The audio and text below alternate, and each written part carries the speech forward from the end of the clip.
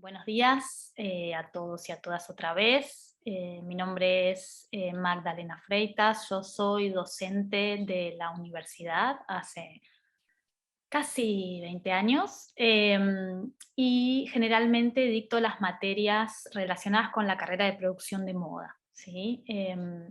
Siempre he trabajado y me he desarrollado en el ámbito de la imagen de moda y sí estoy más especializada en lo que tiene que ver con la teoría de moda y la teoría del diseño. ¿Sí? Más allá de haberme formado como diseñadora indumentaria, eh, tengo desarrollados algunos posgrados respecto de sociología del diseño, de teoría del diseño y una maestría en teoría del diseño. ¿Sí? Entonces, mi expertise tiene mucho que ver con el análisis de imagen, con la investigación acerca del diseño y también he trabajado varios años en la investigación de tendencias, de lo que son tendencias estéticas de consumo para diversas marcas y empresas. ¿Sí? Así que ese es un poco el panorama de dónde vengo y a qué me dedico, ¿no?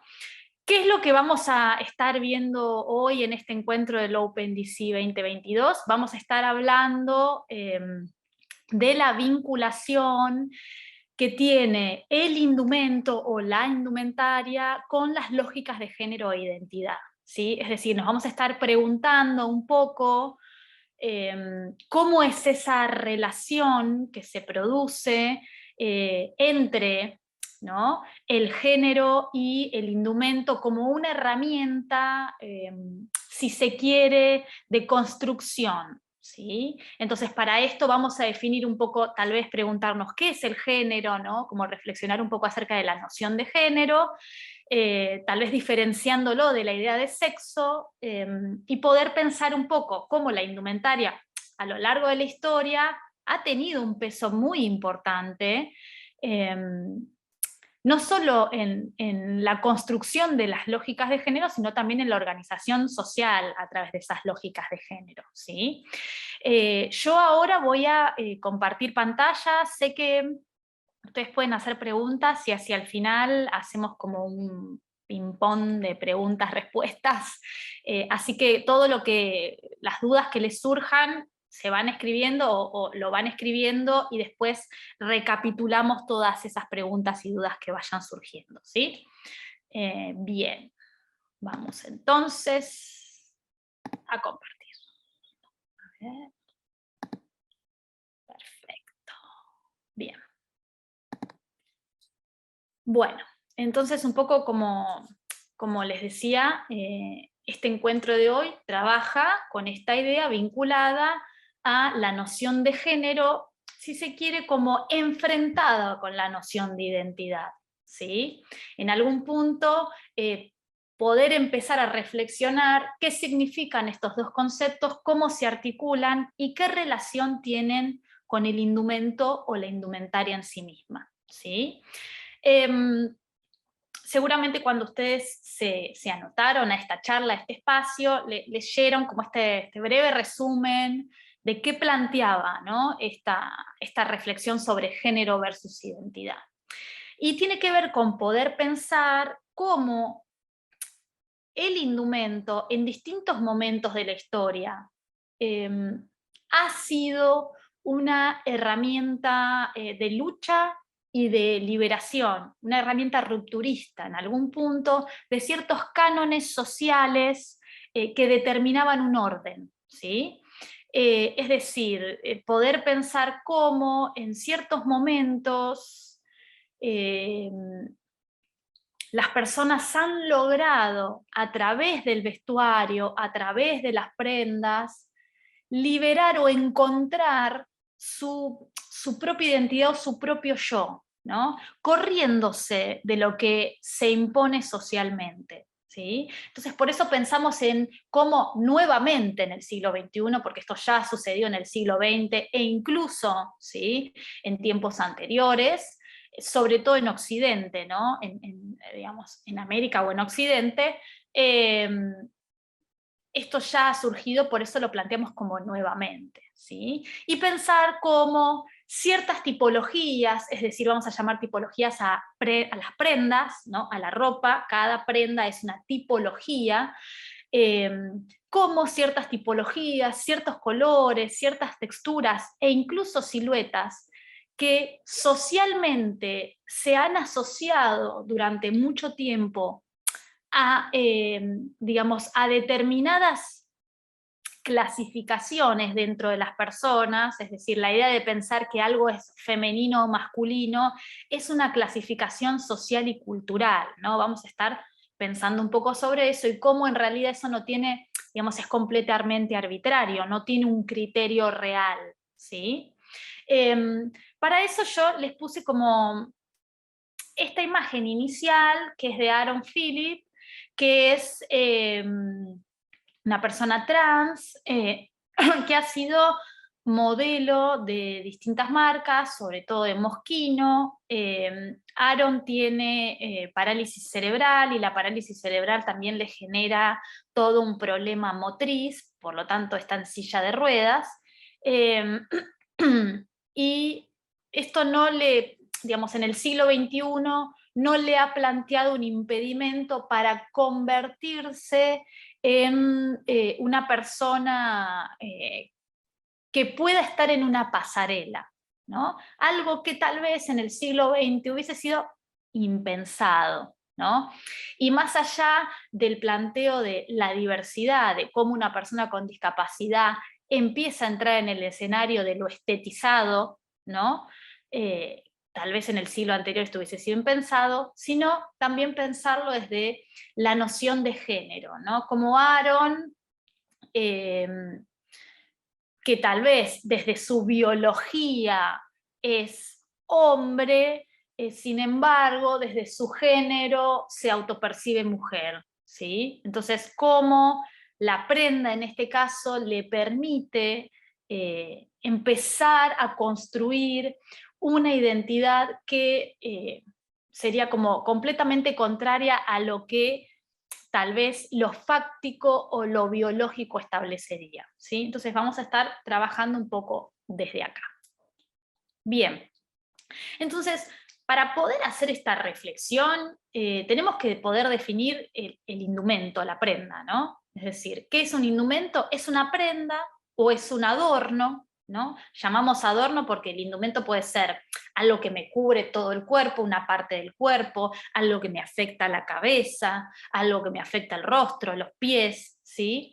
Y que en principio está pensado para cumplir con la función, ¿no? de resguardar el cuerpo, de protegerlo, pero esa función se convierte en algo secundario a medida que va avanzando la historia y las distintas sociedades, se van convirtiendo en algo secundario cuando entran en relación con la cultura, ¿no? Y con las distintas prácticas culturales. Entonces, las prendas y los adornos pueden modificarse en relación a las diversas razas, a las diversas culturas, a las diversas ideologías, a los diversos credos, ¿no? Es decir, uno podrá pensar, tal vez, que un indumento también puede ser una pintura corporal, porque dentro de determinados ritos, para ciertas culturas nativas y originarias, esa pintura corporal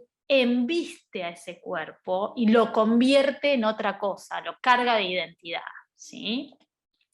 Lo digo porque si pensamos, por ejemplo, en las tribus originarias del sur de Argentina, los Selknam, que trabajaban con estas pinturas corporales a modo ritual, ¿sí?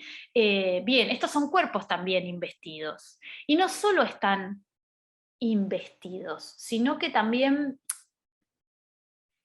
están cargados de sentido, ¿no? Son cuerpos que no solo trabajan con la idea de cubrirse, sino de tener toda una significación, una simbología, ¿sí?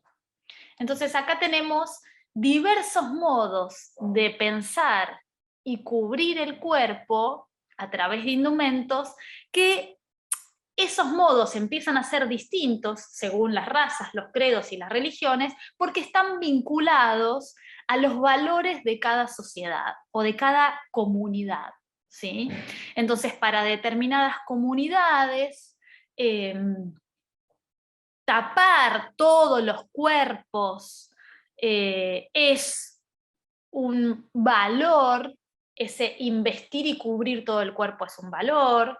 Para otros, determinados adornos o tocados en la cabeza confieren,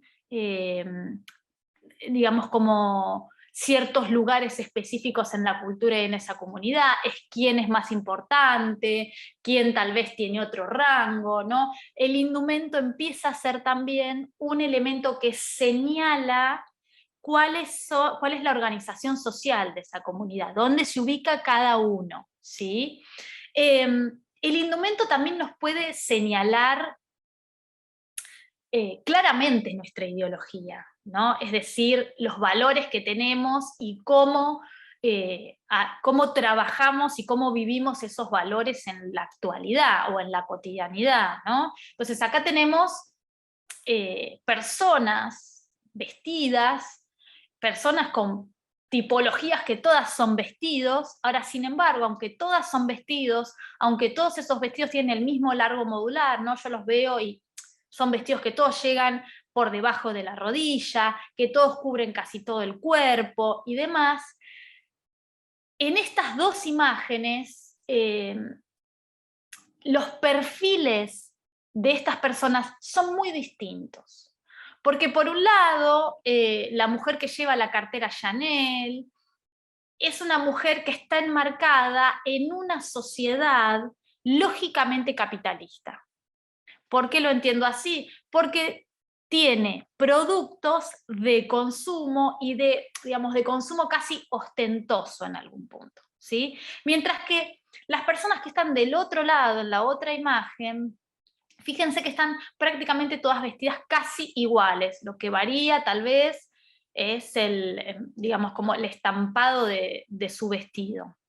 ¿Y por qué? Porque pertenecen a una comunidad Amish, ¿sí? Los Amish son comunidades que se rigen por los valores del trueque, el intercambio, que no manejan, no están dentro de la lógica capitalista, ¿sí? Han vuelto como a una lógica económica de trueque, intercambio y una economía agraria donde plantan sus propios alimentos, tienen su propio ganado, es decir, están por fuera de la lógica, por lo tanto, no hay ahí un consumo ostentoso.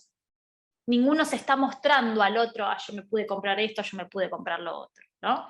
Entonces, fíjense que el vestuario, en este caso, es muy similar, pero sin embargo, en relación al contexto en el cual se encuentra ubicado, la percepción es muy distinta, ¿sí? La funcionalidad y todo ese valor simbólico termina siendo muy distinto, ¿sí? Bien. Y como decía, el indumento muchas veces también tiene como este gran peso vinculado a las ideas y a los valores, ¿no? A la ideología. Entonces, yo puedo tener, por un lado, todas estas mujeres con el puño hacia arriba, que pertenecían al partido de las Panteras Negras. Este es un partido, el primer partido de afrodescendientes en Norteamérica, que es de la década del 60, donde obviamente su vestuario, todo negro, con chaquetas de cuero, boinas, las mujeres como retomando su peinado tradicional y nativo, que son como estos rulitos muy, muy chiquitos que hacen una textura, digamos, muy esponjosa.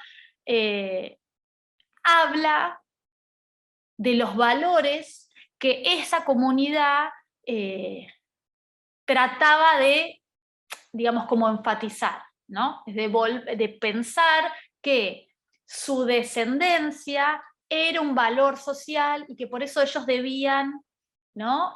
Digamos, como enfatizarlo. Esa diferencia entre afrodescendientes y norteamericanos descendientes de europeos, ¿sí? bueno, esa diferencia era una diferencia que para ellos construía, ¿no? Los construía, ¿no?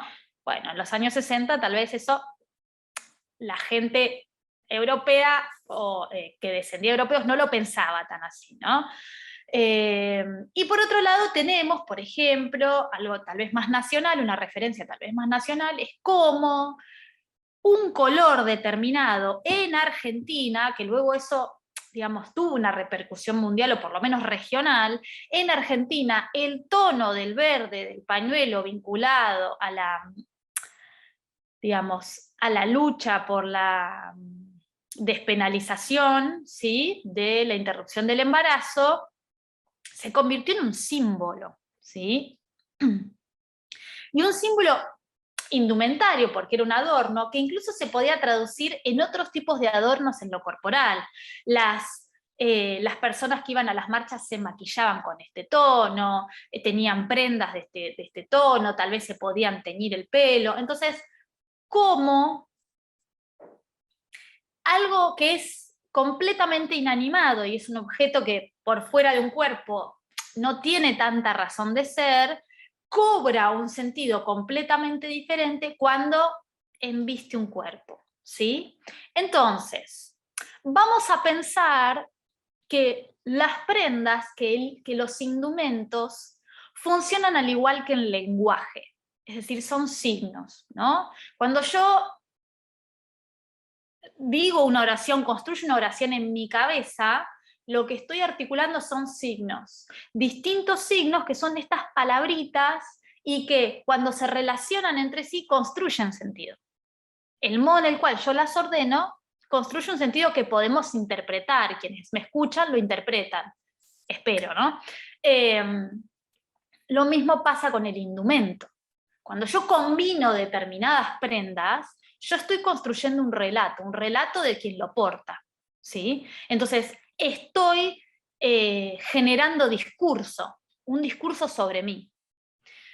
Toda prenda, cuando es pensada, cuando es concebida por un diseñador, es pensada en principio en relación a una funcionalidad. Bueno, ¿esto para qué tiene que servir? ¿Es para ir a hacer deporte? ¿Es para dormir? ¿Es para salir a la noche? O sea, en principio, cuando uno elige una fisonomía, una silueta, una moldería, un textil, se supone hay un trabajo de pensar qué función va a tener. Se supone que esa función es esencial. Sin embargo,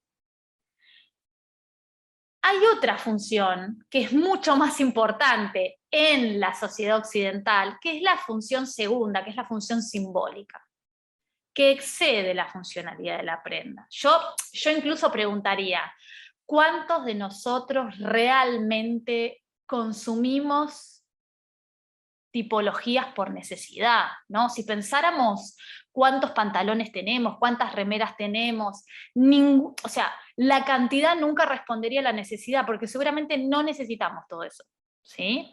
Pero sí lo necesitamos desde lo simbólico, ¿no? Esta cuestión de no estar vestidos siempre iguales, poder ir cambiando, cambiar las combinaciones, ¿sí? Y además porque estamos atados a algo muy importante, que es el fenómeno de la moda indumentaria, y es que las estéticas se van modificando y por lo tanto, cuando uno quiere pertenecer, tiene que ir modificándose con esas estéticas, ¿sí? Entonces, bueno, ahora se usa el pantalón más ancho.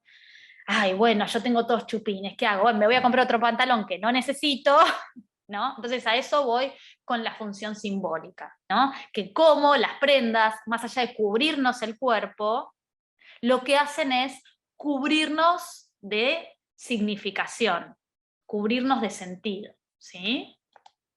Entonces, cuando pensamos un poco en esta idea del sentido y de la significación, lo que estamos haciendo, yo lo que estoy haciendo con estos términos, es traer un poco teoría de la lingüística, ¿no? Es traer un poco de teoría lingüística, y lo que hace la lingüística es analizar cómo se articula el lenguaje, ¿no? O sea, por qué articulamos sujeto, predicado, artículo para dar sentido, ¿no? La lingüística un poco estudia esto, Y lo que nos propone en general, esta lingüística, esta semántica, es cómo se articulan esos signos, ¿no? Las palabras son signos. Y en general hay una, digamos, hay una lógica de articulación que dice, bueno, si yo estoy diciendo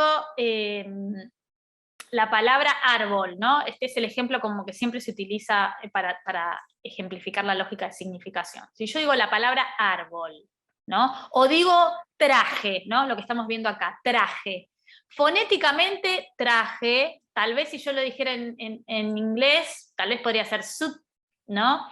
O dependiendo qué traje. Entonces, yo digo trajes. ¿Cómo se escribe? Ah, bueno, se escribe así. Ustedes me entienden porque hablan español, entienden que suena así. Pero seguramente, si ustedes no estuviesen viendo esta imagen, cada uno imaginaría un traje distinto en su cabeza, ¿no? Es decir, esa asociación de un sonido, de determinadas letras y un objeto y una imagen, ¿sí? Esa es como la maravilla un poco de la lingüística, ¿sí?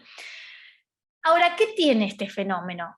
Que a medida que va cambiando el tiempo y se van modificando las modas indumentarias, esas asociaciones van cambiando. Es decir, los signos van cambiando su significado muchas veces.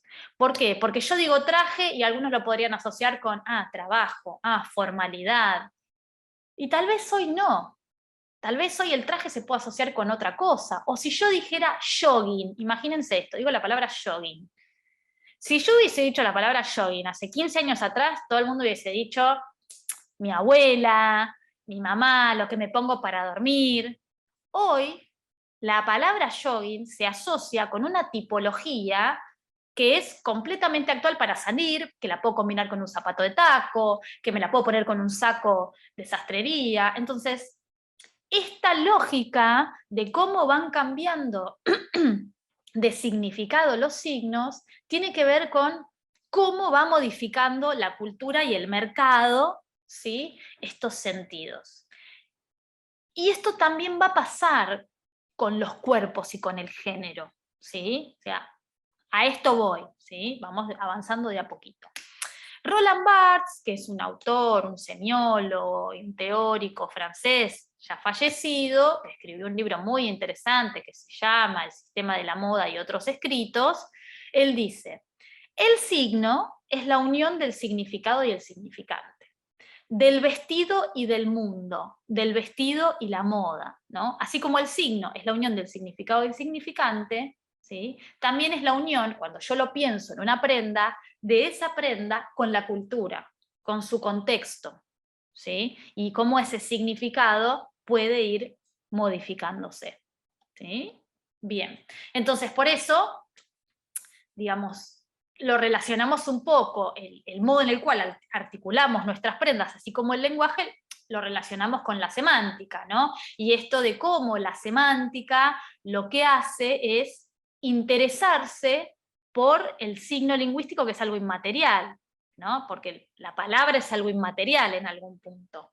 Pero lo que le interesa justamente es cómo esos significados que tal vez tiene una palabra se van modificando a través del tiempo porque van cambiando con la cultura, ¿sí?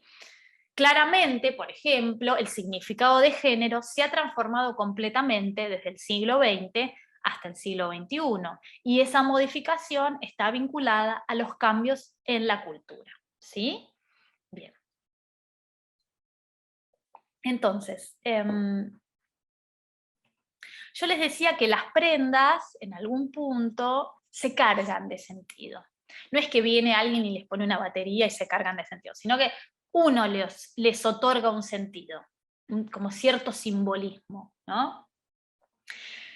Entonces yo puse esta imagen, que es de Street Style, para que podamos pensar cómo las prendas se cargan de sentido, ¿no? Que podamos analizar lo, digamos, lo ilógico en algún punto o lo random que es el modo en el cual se cargan de sentido, ¿no? Esta forma completamente de libre albedrío, de cómo yo puedo otorgar sentido a cosas que tal vez hace 10 años el sentido era completamente distinto.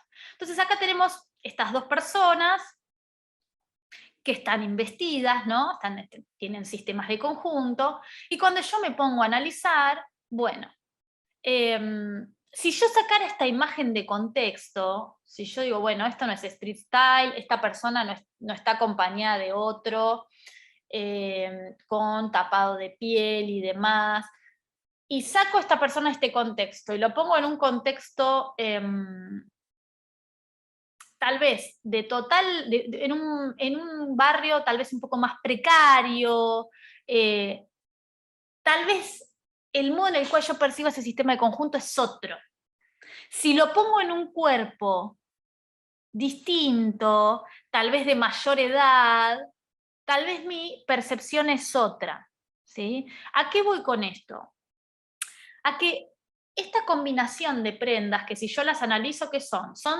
En principio las tipologías son tipologías de sportwear, ¿no? Del rubro sportwear. Son prendas pensadas para la actividad al aire libre, no para correr, sino para el esparcimiento, ¿sí? Entonces, son telas sintéticas, por eso tienen esa saturación en el color, ese brillo, y sin embargo, eso está acompañado de ciertos accesorios de diseñador que podrían incluso pensarse casi como accesorios de lujo. Entonces, una tipología, en todo caso, mucho más barata, económica, de menor calidad, está combinada con algunos ornamentos, digamos, como de mucha calidad o de mucho valor simbólico.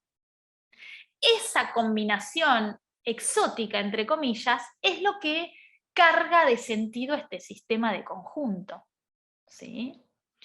Entonces, un poco poder entender que todos los elementos también adquieren sentido, por qué tienen al lado, o sea, cómo se combinan, y también por el contexto en el cual se enmarcan.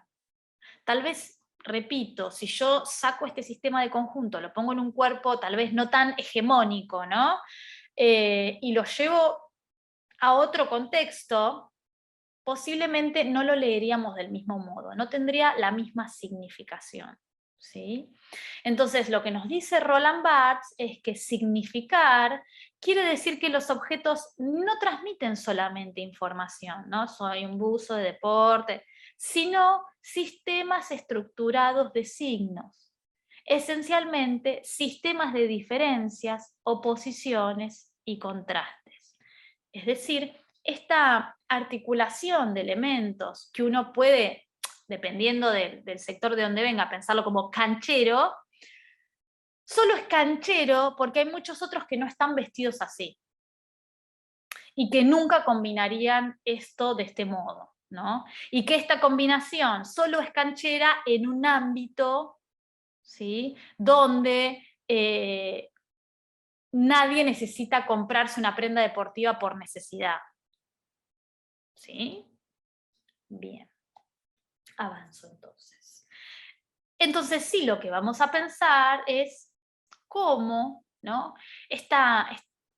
Digamos, cómo la indumentaria en algún punto siempre ha estado determinando cierto orden social.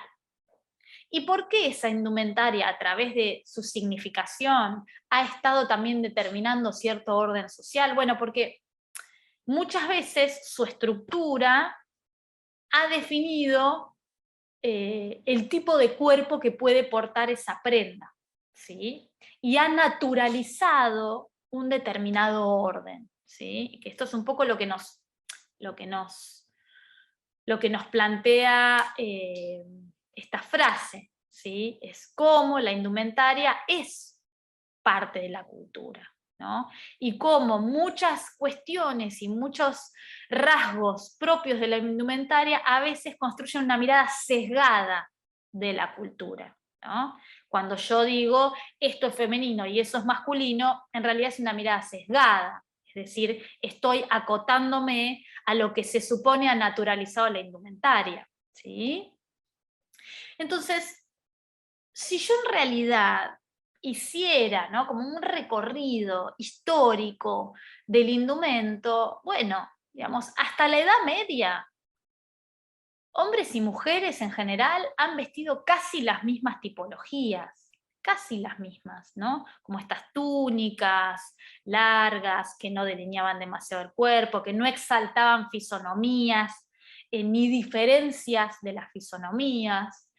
Cuando sí, a medida que vayamos llegando al Renacimiento, empieza a establecerse una diferencia más importante, ¿no? Los hombres comienzan a llevar calzones o jubones y por lo tanto empezamos a ver una diferencia entre el vestido y la antesala del pantalón, ¿no? O sea, la antesala del traje sastrería y la falda y la camisa o la blusa de la mujer. Entonces, esta definición también tan marcada, ¿sí? Va a empezar un poco también a partir de,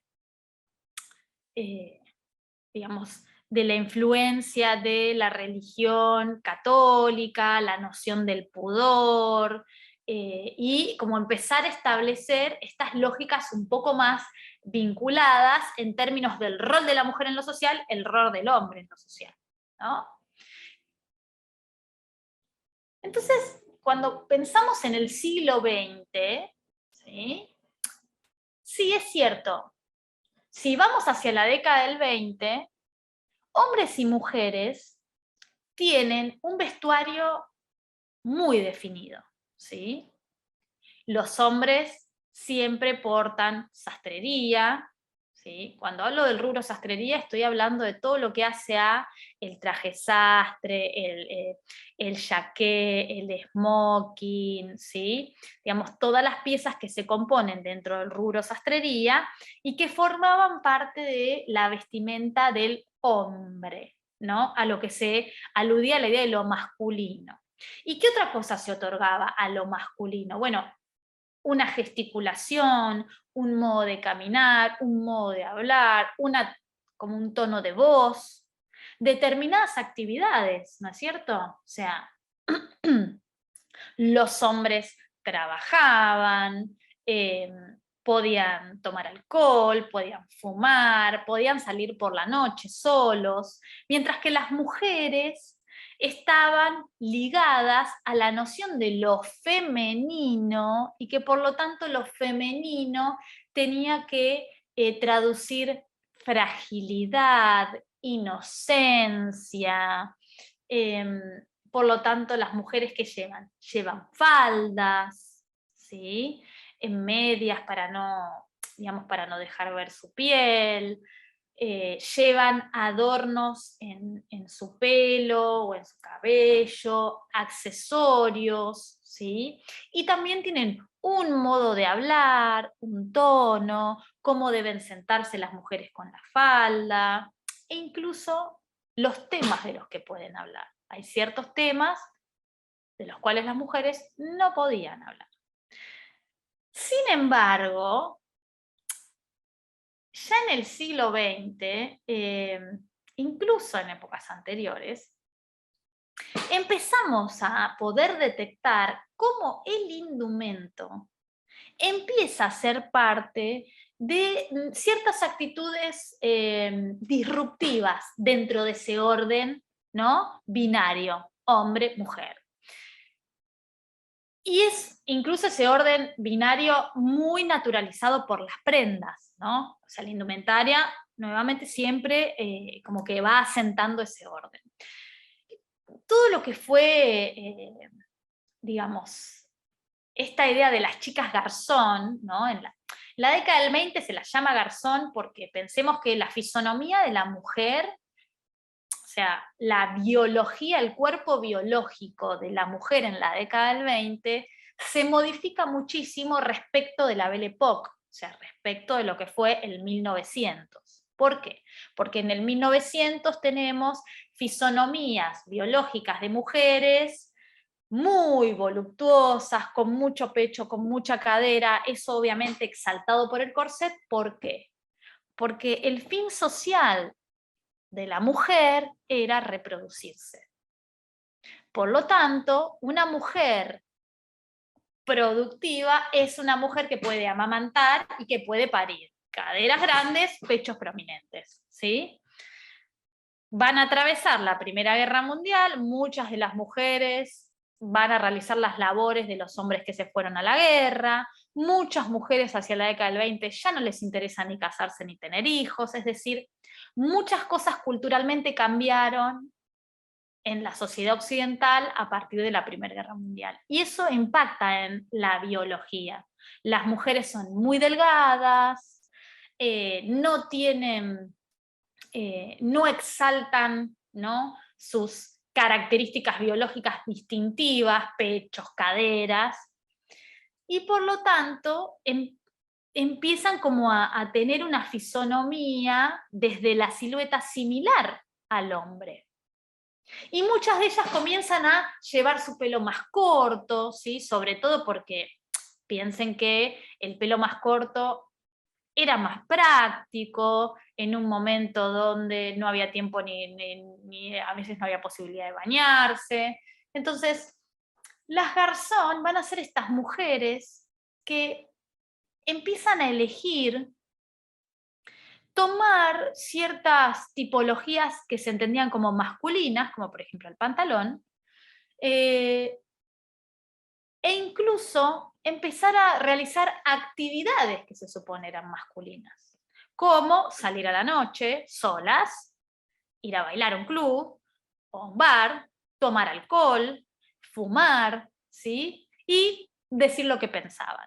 Bueno, todo eso, todas esas características, empiezan como a, digamos, como a corroer un poco la idea de lo femenino, ¿no? O sea, lo femenino como, ay, la mujer dulce, amable, que busca un marido, digamos, lo que la cultura occidental estableció que debía ser lo femenino, ¿sí? Entonces, son ejemplos donde podemos empezar a ver que las prendas permiten dar un mensaje, ¿no? Acá tenemos chicas jóvenes de la década del 50, ¿sí? Fanáticas de Elvis, chicas jóvenes que empiezan a ir a la universidad, en la década del 50 las mujeres comienzan a ir a la universidad, y empieza a haber un emparentamiento, sobre todo en los jóvenes, de las prendas que se utilizan, ¿no? ¿Por qué? Porque aparece el boom del denim en la década del 50. Pensemos que el pantalón de denim, el denim siempre fue el jean, ¿sí? El denim siempre fue un textil de prenda de trabajo. Lo usaban los mineros en el siglo XIX, y se convirtió sobre todo en una prenda de trabajo para la gente del campo.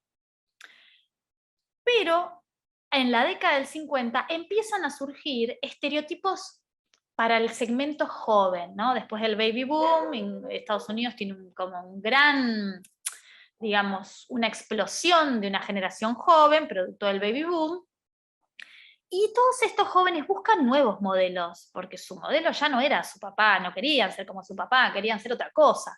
Entonces aparecen las películas para jóvenes, James Dean, Marlon Brando, ¿no? Estos chicos rebeldes, rockeros, que son chicos trabajadores, pero que están en contra de su familia, ¿no? Estéticamente muy bellos. Eh, y empieza a aparecer el denim como una prenda que traduce esa rebeldía, ¿sí? Entonces lo que vamos a ver es jóvenes, chicos y chicas, utilizando esta prenda como un elemento para traducir esta idea de la juventud y lo rebelde, ¿sí? Entonces, fíjense como algo tan simple, como una tipología o como un textil, se convierte en un elemento que puede traducir, ¿sí?, toda una ideología en algún punto, ¿sí? Acá tenemos los beatniks. Los beatniks fueron como una pequeña subcultura que empieza un poco en Europa, en París, y después también se van a desarrollar en Estados Unidos, y que eran estos chicos jóvenes más intelectuales en general, digamos, acompañados de Jack Kerouac. Kerouac fue un escritor norteamericano que él escribió esta famosa obra, este famoso texto que se llamaba On the Road, donde él decía, bueno, no, el futuro no es casarme, tener hijos y seguir con la farmacia de mi papá, sino es ir por la ruta y encontrar mi destino, ¿no? Bueno, digamos, como toda una idea de una generación. Y el vestuario en esta subcultura es muy importante en este sentido, ¿no? Porque ellos empiezan a utilizar, las mujeres en general utilizan pantalones, camisas, poleras, no hay una ornamentación y tampoco hay una necesidad de pensar como la feminidad, ¿no? Sino que se trabajaba más desde los valores, la teoría, ¿no? Como esta idea de el deseo de vivir libre, ¿sí? Y también tenemos, por ejemplo, en Inglaterra, la subcultura de los Teddy Boys, que eran como chicos burgueses, eh, que empiezan como a retomar como un estilo más elegante, entonces empiezan a tomar las chaquetas eduardianas, ¿no? Trajes de sastrería, unos peinados con unos jopos bien altos, y tenemos las Teddy Girls, ¿no? Es decir, estas chicas que acompañan, que son parte de esta subcultura, y que visten chaquetas de sastrería, que se supone son masculinas, retoman un poco el jopo, sí tal vez tienen algunos ornamentos más vinculados a lo que se pensaba como femenino, ¿no? Pero fíjense que ya en el siglo XX uno puede empezar a encontrar cuestiones disruptivas desde el vestir que empiezan a pelear con estas lógicas, ¿no? De estos estamentos de lo femenino o lo masculino, ¿no? Obviamente todos estos jóvenes, todos rechazados por la sociedad, ¿no? Como digamos, la gente del momento decía, pero qué espanto, cómo se visten, ¿no? Qué locura. Y la moda, ¿no? Que es un poco lo que en general hace, la moda como un fenómeno social que es, ¿no? O sea, entendamos que la moda no es la ropa, ¿no? La moda no es el maquillaje, la moda no es el peinado, la moda es todo eso que sucede y que afecta a la sociedad y que va modificando las distintas acciones y situaciones que se dan en una sociedad, ¿no? Transforma los cuerpos, los estereotipos de belleza, transforma los modos de ser, transforma los valores, ¿no? La moda es mucho más que la prenda, ¿sí? Digamos, es un fenómeno bien social que impacta en lo cultural, en lo económico, y lo que hace la moda, tal vez de todas estas subculturas más disruptivas, es licuarlo un poquito. Bueno, vamos a hacer un traje lindo, ¿no? Que ya la gente no se escandalice, que le guste, porque es lindo. Y aparece, digamos, como toda la estética en los años 70 del estilo de Yves Saint Laurent, ¿no? Estas mujeres con trajes de sastrería, que se supone son masculinos, ¿no? Ahora, ¿cómo hacemos para que estas mujeres parezcan mujeres? ¿No? Y acá viene como el pisar el palito, ¿no? De la moda. Bueno, estos pantalones los hacemos pinzados, los ponemos con blusas con un gran moño, ¿no? Esta cuestión de que no parezca tanto de hombre, ¿sí? En la década del 70 también vamos a tener un fenómeno muy interesante, ¿sí? Que va a ser lo que fue la corriente del glam rock. El glam rock fue un estilo musical de la década del 70, los New York Dolls, David Bowie, Rod Stewart, Queen, ¿no? Digamos, eran todas estas bandas, muchas de ellas conformadas desde lo biológico, hombres, ¿sí?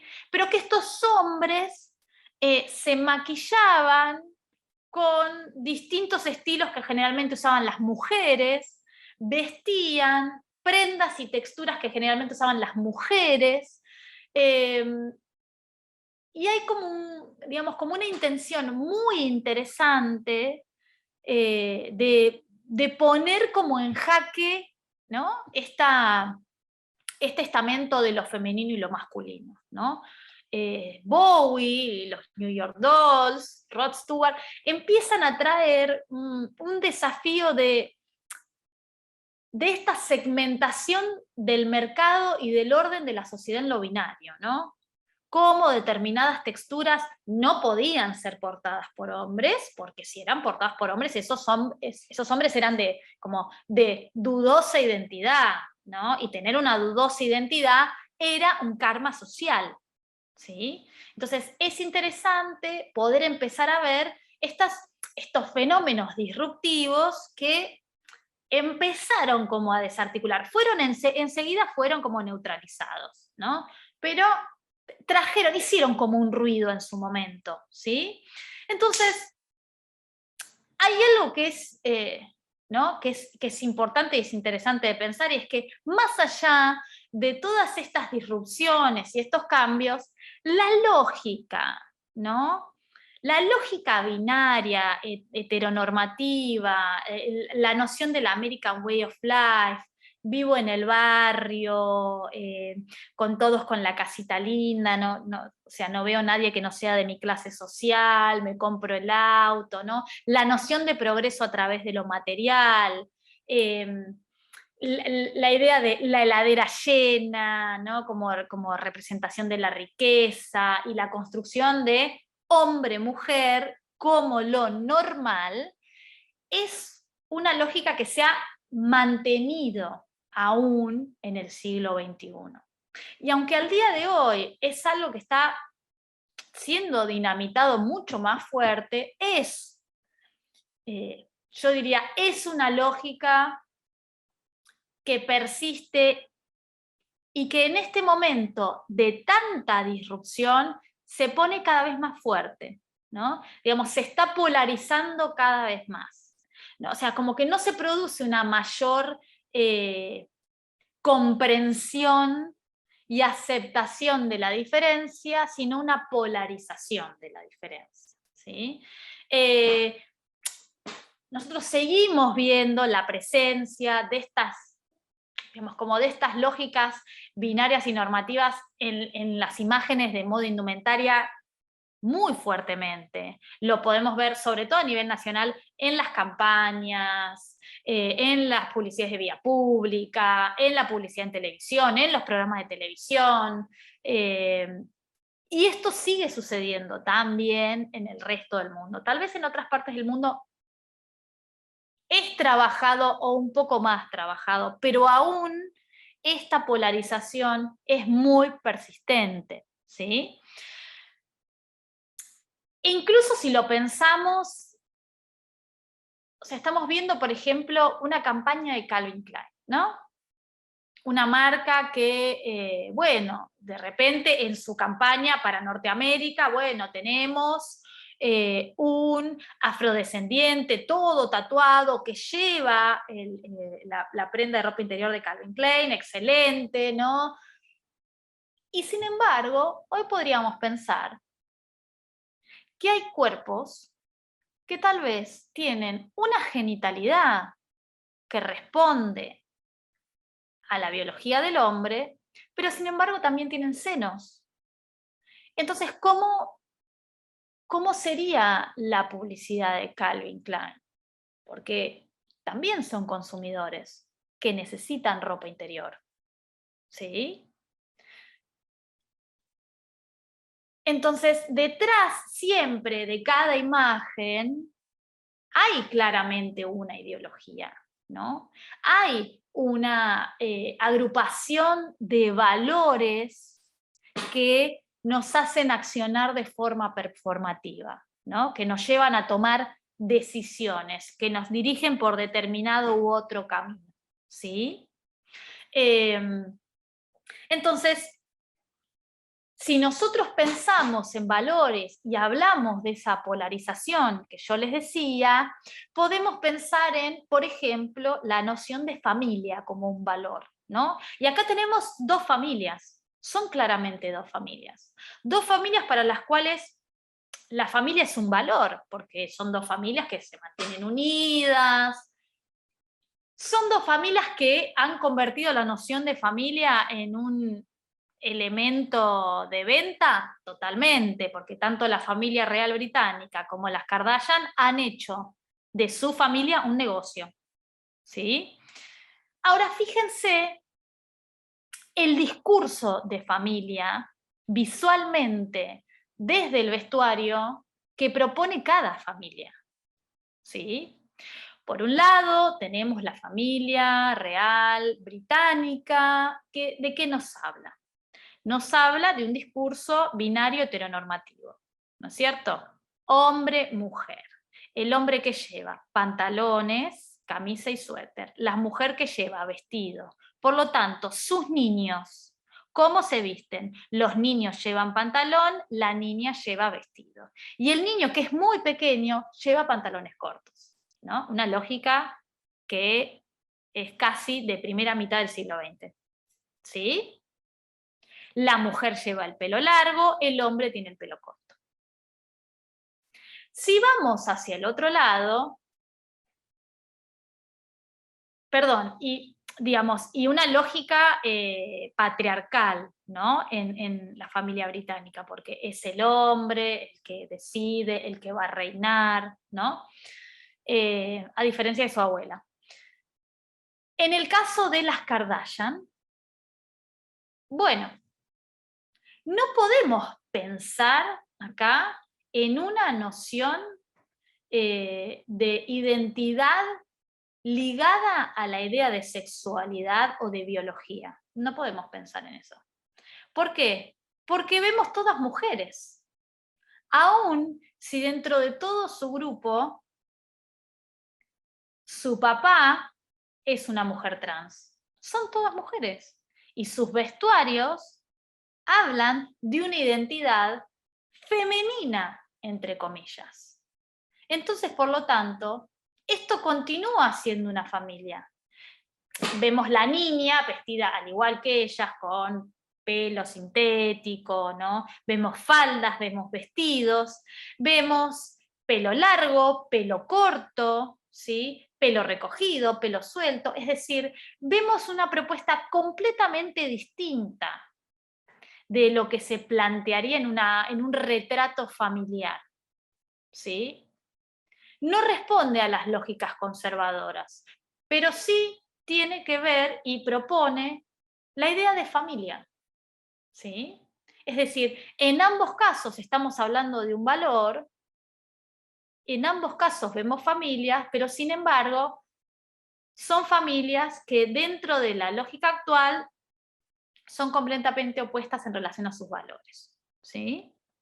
Y eso se traduce en el vestuario, eso es lo que quiero dejar claro. Entonces, no solo los vestuarios de por sí, las prendas de por sí, sino también las fisonomías que portan esos vestuarios. Porque vuelvo un minuto acá, ¿no? Vemos una fisonomía en el caso de la familia real, todos delgados, ¿sí? No hay demasiada exuberancia. En el caso de las Kardashian, bueno, usan prendas translúcidas, podemos ver los pechos en algunos casos, ¿sí? Cuerpos muy variados, o muy delgados, o muy prominentes, ¿sí? Entonces, hay cuerpos que todavía hoy también son cuerpos disruptivos, ¿no? Digamos, son cuerpos que son negados semánticamente, son cuerpos que no aparecen en las imágenes. Recién ahora, en los últimos 10 años, estos cuerpos empiezan a tener una visibilización en las imágenes, empiezan a existir, ¿no?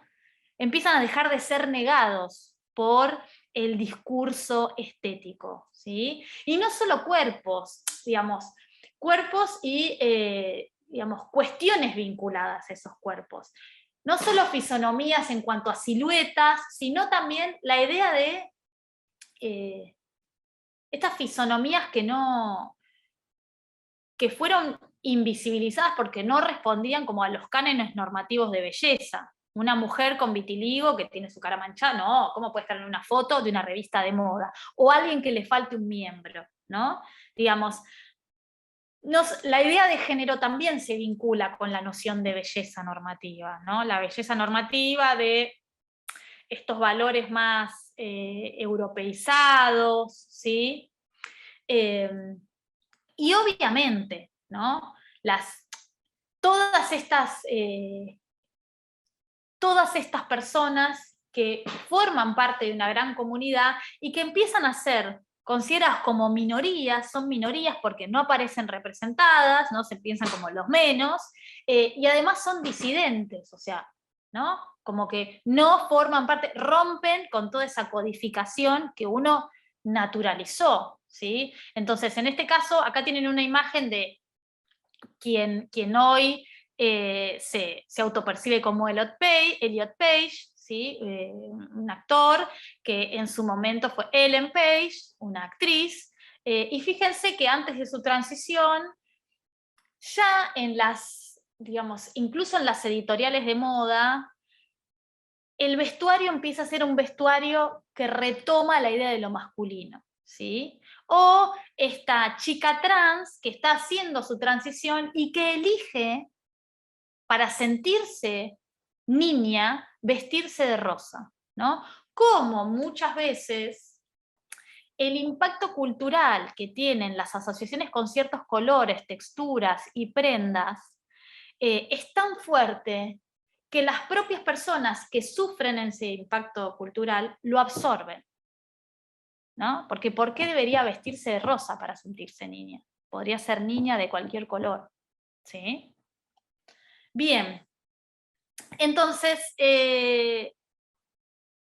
la noción de género vamos a pensarla como algo que no está dado. Uno no nace con su género.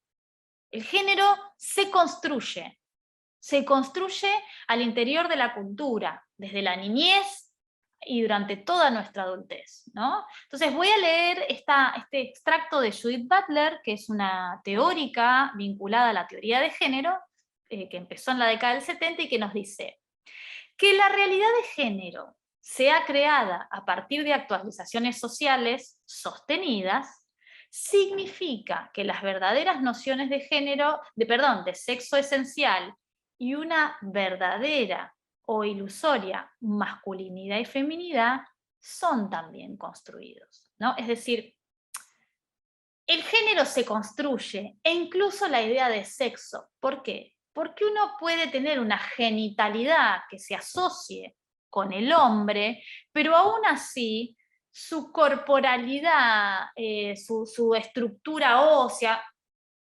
puede sentirse mujer. Entonces, tanto el sexo como el género en algún punto son performativos, son cuestiones que se construyen desde lo cultural y que por lo tanto también pueden ser modificadas, ¿sí? Y que de alguna forma ese marco restrictivo de pensar en esto es masculino y esto es femenino es simplemente una estructura social para organizar la sociedad por parte de los estados o de los espacios de poder, ¿sí? Entonces, suele ser dominante y coercitiva esa lógica, ¿sí? Entonces acá fui poniendo como algunas imágenes que me parecen interesantes y que tienen que ver, por ejemplo, con una campaña de Marc Jacobs, donde él empieza a trabajar esta idea del no género en las prendas. Y cuando digo no género en las prendas, no es que hago una prenda que es una bolsa, no tiene género. No. Una falda puede ser una prenda sin género, porque la puedo usar un cuerpo que tiene una genitalidad tanto masculina como femenina. ¿Y cuál es el problema? Mientras le entre y se pueda cerrar, no hay ningún problema, ¿sí? Entonces, en esta campaña de Marc Jacobs, no solo se utilizan tipologías en distintos cuerpos, sino que también incluye, por ejemplo, a Lana Wachowski y su pareja, ¿no? Lana Wachowski es una mujer trans, es la directora de Matrix y de distintas series y películas, ¿sí? Ellos eran los hermanos Wachowski y ahora son las hermanas Wachowski, ¿sí? Entonces digamos, es interesante poder empezar a pensar cómo la prenda, ¿sí? La prenda permite abrir en algún punto, aunque siempre fue utilizada para, o muchas veces como una herramienta para cerrar, permite abrir, ¿no? Permite ir construyéndonos, ¿no? Schiarino nos dice que en el plano de los estudios semióticos, ¿sí? Los distintos elementos de la indumentaria, precisamente porque están cargados de significado y más caracterizados por su valor simbólico que por su valor funcional, asumen la función de signo, ya sea como vehículo del inconsciente o como objeto de consumo, ¿no? Esto que decíamos, estas prendas son signos, y la articulación de esos signos en un cuerpo que empieza a desafiar las estructuras sociales es un discurso disruptivo.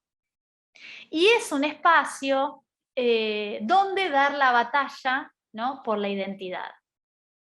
Vamos a ver algunos ejemplos de personas trans que no solo a través, obviamente, de su transición, sino a través del indumento, han comenzado a trabajar la construcción no solo de su género, sino de su identidad, ¿no? Chela Mann, un joven trans norteamericano que empezó su transición, ¿no? Hizo, digamos, lo que fue haciendo fue como mostrar, compartir todo el proceso de su transición, ¿no? Como un modo de acompañar a otras personas en esta misma situación. Entonces empieza a mostrar cómo a medida que va tomando la testosterona, su cuerpo va cambiando, ¿sí? Luego de hacerse la cirugía de pecho, ¿sí? Y cómo empieza a lograr sentir que ese cuerpo empieza a responder a ese modo en el cual se percibía, ¿no? Entonces, fíjense cómo, por ejemplo, Calvin Klein hace una campaña con Chela Mann, ¿sí? Donde obviamente tenemos una mujer, o sea, de una genitalidad mujer, utilizando calzoncillos que se supone están pensados con una genitalidad de hombre, ¿no? Tal vez Calvin Klein tenga que empezar a pensar también sus diseños, cómo los vas transformando en vínculo a estas nuevas identidades, que no solo son desde la percepción y desde lo mental, sino también desde la fisonomía, ¿sí? Entonces acá tenemos distintos ejemplos de Chela Mann en portadas de revistas, ¿sí? Él hizo todo un trabajo de desarrollar videos de TikTok, distintas charlas que las pueden ver en YouTube, donde va contando cómo fue su experiencia, e incluso cómo fue su experiencia siendo no solo una persona trans, sino también una persona con discapacidad, porque él es sordomudo, ¿sí? Entonces, es interesante si lo quieren ver, y hay como, digamos, dentro de esta transformación, lo va contando a través de la relación con su pareja, ¿no? Cómo construyeron esa relación, cómo acompañó a su pareja en esa transición, ¿sí? Bien. Bueno, Pablo Vittar es otro ejemplo, ¿no? Pablo Vittar no, no es una persona trans. Pablo Vittar, en todo caso, es una persona que hoy se consideraría como drag queen, ¿sí? Es decir, que se viste y que genera toda una estética muy exuberante en relación a algunos aspectos que se considerarían de mujer, ¿no? Por ejemplo, toma prendas, usa corpiños cuando, digamos, no es que tiene senos, pero usa corpiños, tops, mallas, zapatos de taco, faldas, pelo largo, se maquilla como se supone se maquillaría una mujer, ¿sí? Entonces, en el ejemplo de Pablo Vittar es un cantante brasilero, que estuvo en el Lollapalooza, ahora estuvo en Coachella, ¿no? Digamos, es súper conocido, y es muy interesante como la performatividad que tiene su cuerpo, ¿no? Y cómo él se percibe. Digamos, no es que Pablo está todo el tiempo con una peluca, hay momentos donde se siente, digamos, como más cómodo con este vestuario y con este maquillaje, ¿sí? Lo podemos relacionar, si quieren, con la Queen, ¿no? La Queen, que es, digamos, como esta cantante argentina, que es una chica trans, ¿sí? Y que, digamos, sería como una expresión muy similar a la de Pablo Vittar, ¿sí? Bueno, otros ejemplos, ¿no? Podemos pensar en cómo la moda toma la idea de lo trans, ¿no? Entonces, acá tenemos a la modelo Valentina Sampaio, que es una mujer trans, y, digamos, y cómo eso es enunciado desde las revistas, ¿no? O sea, del único modo, o sea, no se la piensa como una modelo, es la modelo trans. Todos los títulos lo dicen, ¿no? Digamos,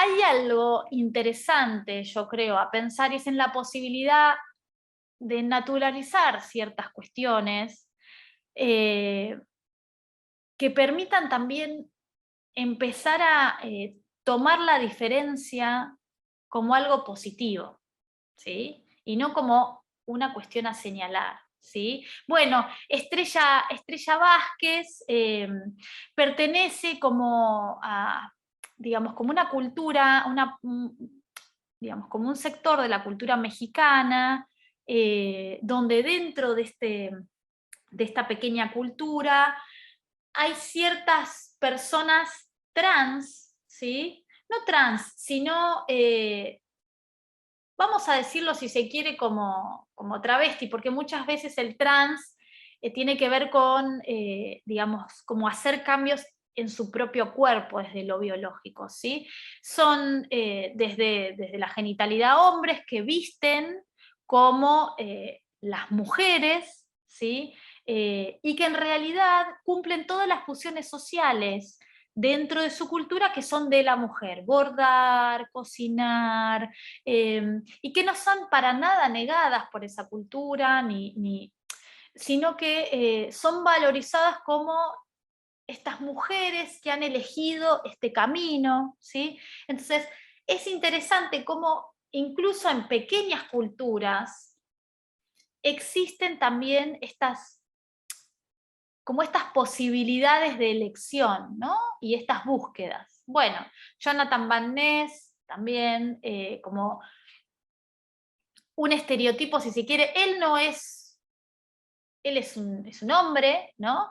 Que elige vestir tipologías diseñadas para cuerpos de mujer, ¿no? Pero que claramente han sido adaptadas a su estructura ósea, ¿sí? Entonces, por lo tanto, en el caso de Jonathan Van Ness es un hombre que viste como quiere directamente. Lo deberíamos definir de ese modo. Él se viste como quiere.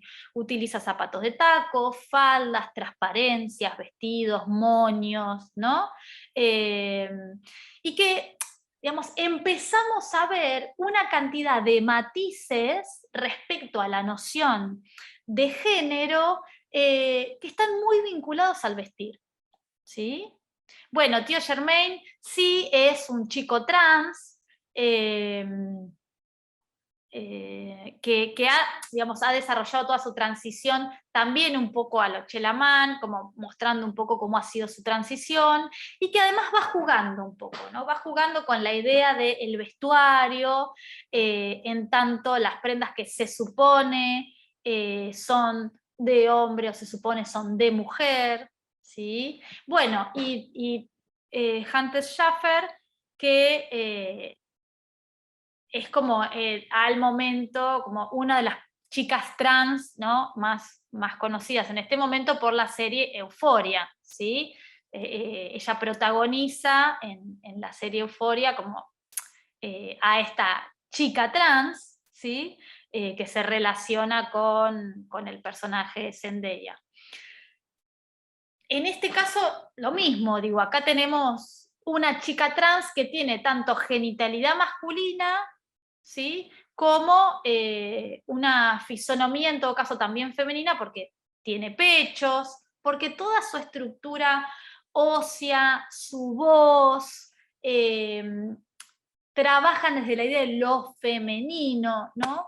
Y a esto voy un poco con respecto a la reflexión, a esta idea de pensar cómo muchas veces la noción de lo femenino, que es una construcción cultural, impacta también en estas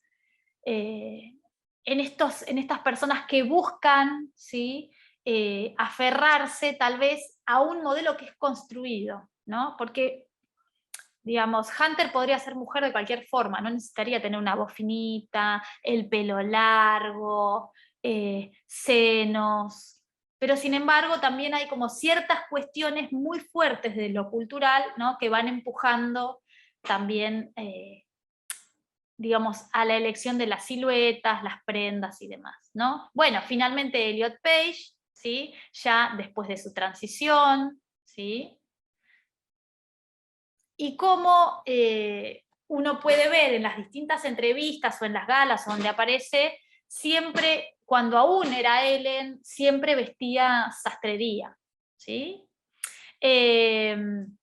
Otros ejemplos, ¿no? Rain Dove es una modelo británica que realiza como todas estas performances fotográficas, ¿sí?, donde ella viste como tiene ganas. Un día utiliza ropa que se supone es de mujer, otro día utiliza ropa que se supone es de hombre, y es no binaria, ¿no? O sea, se percibe como no binaria y elige,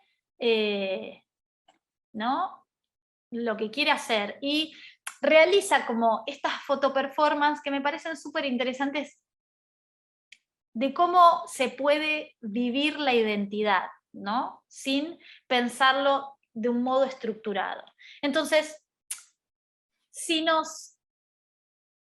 tratamos de definir al género, ¿no?, ya dijimos que es algo performativo, ¿sí? Si tratamos de definir al género, podemos pensar que es, digamos, es como nos dice Judith Butler, es como un acto, es performativo. El género es algo que se va construyendo y es ese acto continuo que se puede ir modificando en el tiempo. Seguramente todos los que estamos escuchando esto hemos ido cambiando nuestro modo de vestir, nuestra gesticulación, nuestro pelo, cosas en nuestro rostro. Entonces, el género es performativo, nos vamos construyendo, ¿sí? Esto, perdón, ya lo vimos, ¿sí? Y claramente, como dije antes, sí, el género está ligado a la idea de belleza, ¿sí? Y, y hay que pensar que todavía, los cánones de belleza están muy arraigados a los cánones griegos, ¿sí? A los cánones que hablaban de la proporción adecuada, de la idea de los cuerpos jóvenes y fornidos, ¿sí?, y que por lo tanto no podían concebir un cuerpo como el de Aaron Philip como bello, ¿no? Ni que hablar de pensar un cuerpo como el de Aaron Philip, que sea bello, e incluso si ese cuerpo pertenecía a una persona trans, ¿no? Entonces, en el caso de Aaron Philip, ¿no?, yo voy mostrando algunas imágenes, como de algún modo, ¿no?, acá tienen a Aaron Philip, a Chela Mann, ¿sí?, o Shari Jones, que también es una persona trans, ¿sí?, es una chica trans que está casada con otra chica trans, ¿sí? Y cómo tanto estos cuerpos como el de Aaron Philip o como el de Shari Jones entran dentro de la concepción de la interseccionalidad.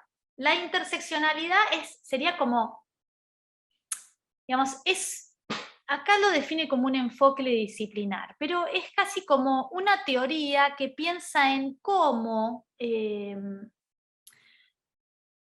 hay determinadas comunidades que sufren diversas desigualdades a la vez, ¿no? Por ejemplo, en el caso de Aaron Philip, podemos pensar que la desigualdad y el tipo de discriminación que puede sufrir Aaron Philip está vinculado a su discapacidad y a su sexualidad, y además a su raza, ¿sí? Entonces, lo que define la interseccionalidad es esas diversas situaciones de desigualdad que se dan a la vez, ¿sí? Que hay diferentes comunidades que sufren diversas desigualdades todas a la vez, ¿sí?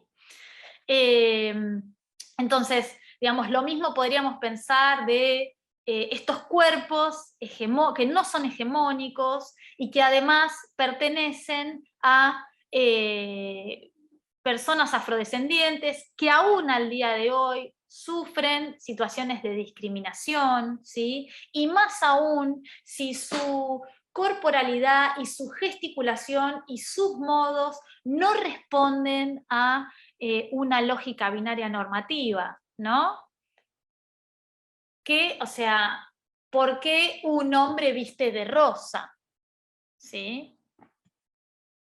Y lo mismo sucede, podemos pensarlo en cuerpos que se supone biológicamente son mujeres, pero desde su estructura parecen hombres, ¿no? Eso sería un pensamiento conservador.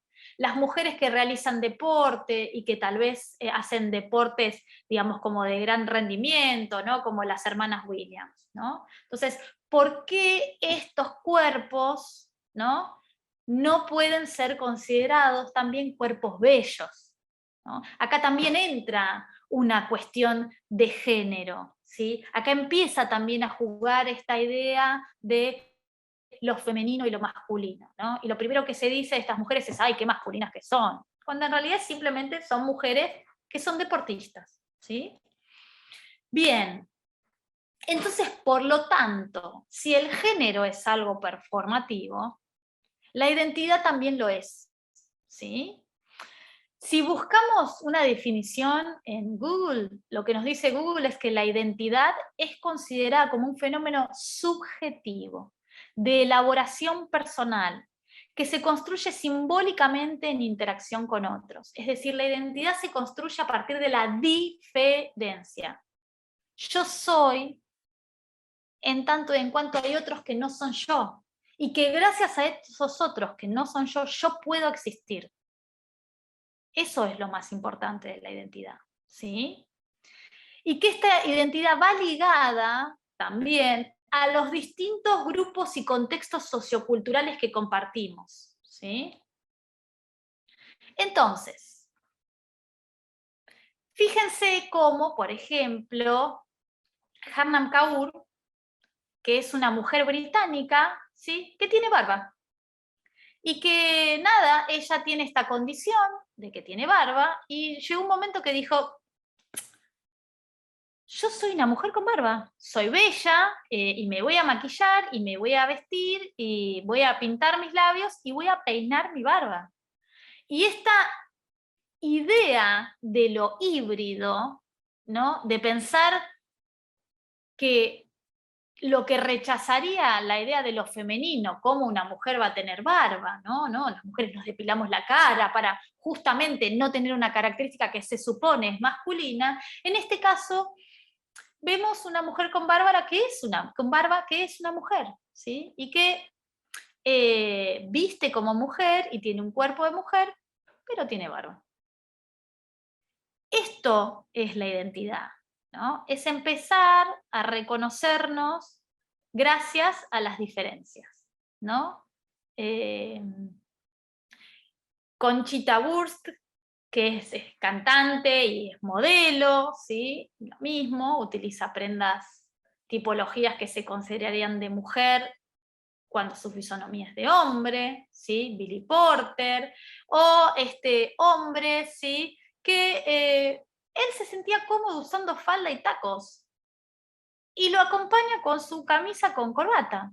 Y va a trabajar, y tiene su familia, y no por usar zapatos de taco y falda, este hombre elige que le gusten los hombres, no es que se siente mujer, simplemente le gusta esto, ¿sí?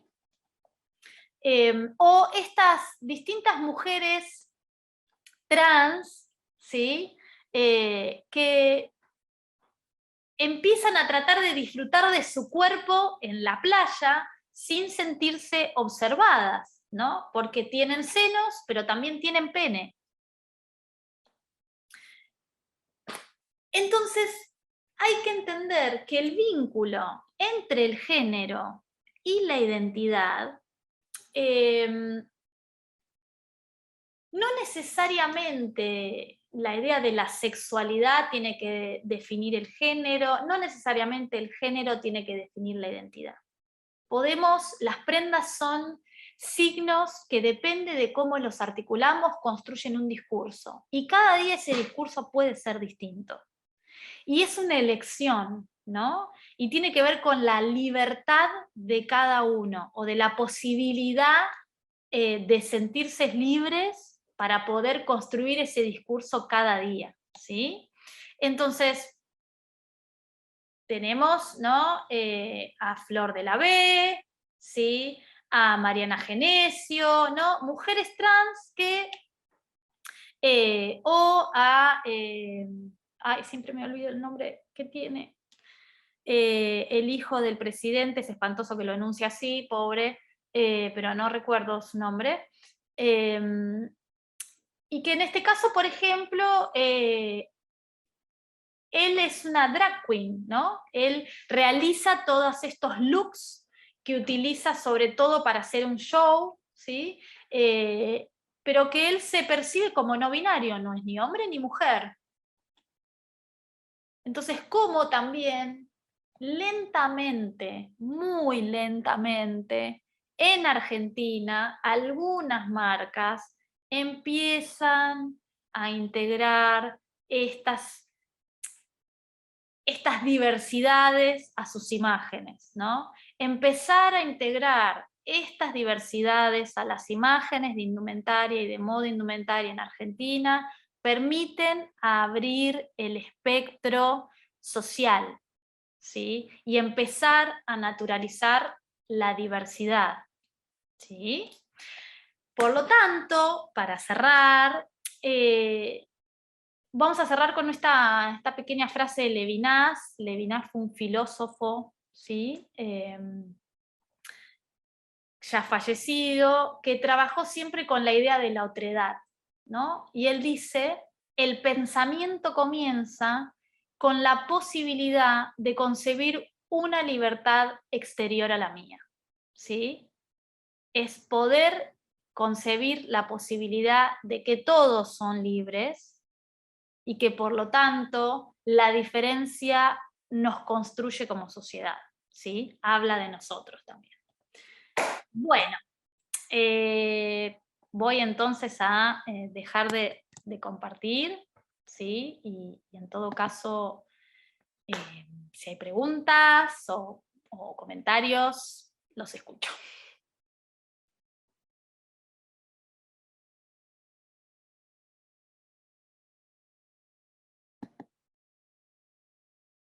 No sé si las leo directamente yo o en otras oportunidades me leían las preguntas, no sé cómo, ahí me decían, gracias, me decían en, no sé, Dizzy, ¿cómo lo pronunciaría? A ver, bueno, se podría decir entonces que a futuro cercano se perderán totalmente las diferenciaciones tradicionales entre sexos en las prendas, o sería bueno conservar algunas. Así como se lee se pronuncia, perfecto, gracias. Realmente, no sé si tendría... Podríamos conservarlas, podríamos no conservarlas, no pasa nada. De hecho, hoy, digamos, existen y están, y yo creo que cualquiera puede usar lo que quiera. Hay gente que... hay gente que va a seguir pensando que esas diferencias son necesarias, y bueno, que lo piense y está bien. Digamos, todo pensamiento está bueno en términos de respetar la diferencia, ¿no? Cada uno puede pensar lo que quiere, el problema es qué hace con eso que piensa, ¿no? Si yo voy con un aerosol tachando por la calle a la gente que se pone lo que yo no quiero o que lo usa en un cuerpo que yo creo que no debería, bueno, ahí tenemos un problema, ¿no? Entonces, en realidad creo que hay que poder abrir el espectro y entender que el universo es muy amplio, ¿no? Y que no solo estamos nosotros. Bueno, muchas gracias a ustedes por escucharme. Es un regreso a lo que era hace un poco tiempo el unisex. Lo que pasa es que la idea del unisex, hay gente que comprende el unisex como prendas que no tienen una forma, o sea, prendas que tienen una moldería muy básica y por lo tanto pueden pensarse como unisex. Y en realidad yo creo que el unisex parece más de lo mismo, porque siempre es con prendas masculinas y no con prendas femeninas. Sí, claro, digo, la idea del unisex está muy ligada muchas veces a prendas que son muy básicas desde la moldería, que no tienen como cuestiones constructivas que definan demasiado su estructura. Yo creo que simplemente es entender que hay gente con tal vez una genitalidad masculina que se quiere poner una pollera y está todo bien, y hay gente con una genitalidad femenina que, no sé, se quiere poner unos botines y está todo bien. Digo, las mujeres pueden jugar al fútbol también y está todo bien, y eso no las convierte en mujeres que desean otras mujeres o son masculinas, ¿no? Pero bueno, desandar construcciones culturales que han establecido un orden durante tanto tiempo, va a llevar un tramo, ¿no? Nos va a llevar un poco de tiempo poder desarticular ese orden, ¿sí? ¿Algo más? ¿Algo más que quieran preguntar o decirme? Yo les agradezco mucho haberme escuchado tanto tiempo. Sé que por momentos hay algunos conceptos que se pueden hacer pesados, pero bueno, espero que les haya servido. Si no, muchas gracias, muchas gracias. Les dejo por acá si quieren mi Instagram, por si les interesa.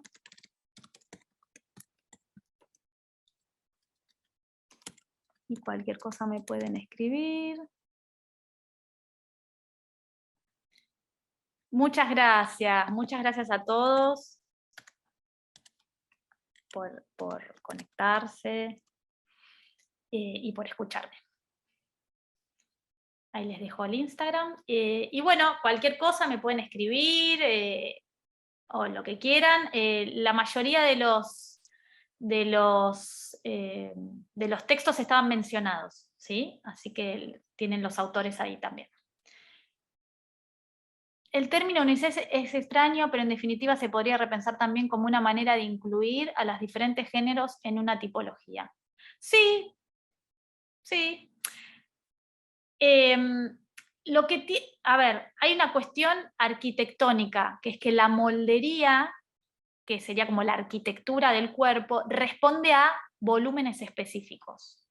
Entonces, los cuerpos que tienen genitalidades distintas, muchas veces la moldería responde a esa arquitectura, la ergonomía de esas prendas, ¿no? Entonces, digamos, después cada uno puede usar lo que quiera, pero una persona con mucho gusto, de repente necesita muchas veces determinadas tipologías que le permitan estar cómodo con ese volumen, ¿sí?